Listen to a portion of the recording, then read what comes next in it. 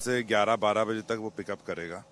मैंने तो वोट डाल दिया था अपना और मुझे पूरा विश्वास है कि लोगों की बात समझ में आएगी। जो उनके रोज़मर्रा की परेशानियां हैं उसी को लेके मैं चुनाव में सामने आया हूं। देखिए, कोई भी राजनीतिक दल होता है, उसका नेता होता है, वो सिर्फ चुनाव के समय वो आता है।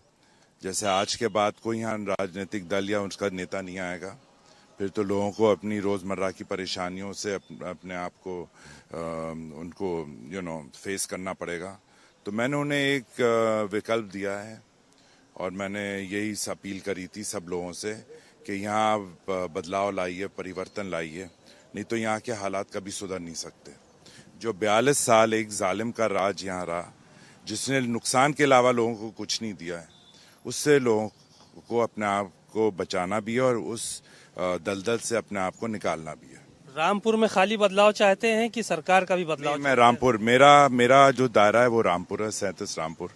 उसके बाहर अभी मैंने ना सोचा ना देखा है, क्यों मेरा फोकस टोटली अपनी विधानसभा में रहा है। बाहर क्या हो रहा है वो तो बात की बात है। तो फिलहाल जो यहाँ का माहौल लग रहा है, आप किससे टक्कर मान रहे हैं? यहाँ तो त्रिकोणी फाइट है। अब देखिए, चुनाव का तो ऐसा होता है कि उसमें कोई गारंटीज नहीं होती।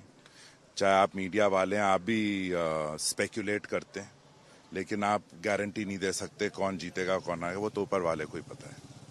ऊपर वाला तय करेगा जरूर, लेकिन लंबे समय तक आप लोगों ने रामपुर को समझा है, जाना है।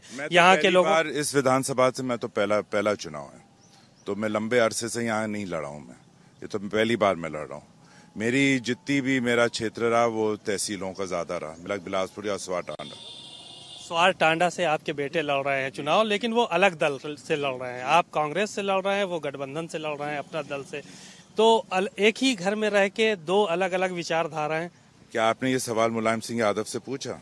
वो तो समाजवादी के सुप्रीमो हैं, उन्होंने उनकी बहू ही लड़ रही है बीजेपी से।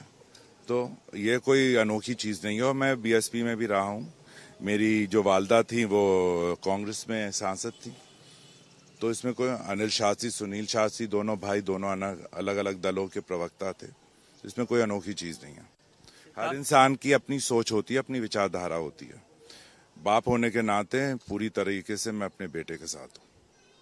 आप यानी वैसे तो यहाँ से कांग्रेस के नाते, बाप होने के, राजनीति में नहीं, बाप होने के नाते। तो क्या लग रहा है कि दोनों सीटों पर कितना प्रभावी रहेंगे आप?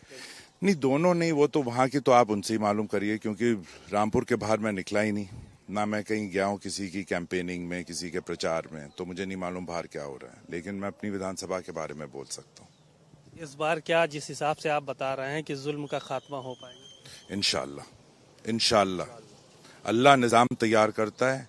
अल्लाह का ही निज़ाम है कि आज वो जालिम सीतापुर जेल में पड़ा है और उसकी बीवी और बेटा वो भी जमानत पे हैं, और 2-3 महीने में वो दोनों भी अपने बाप के साथ वो मिल जाएंगे।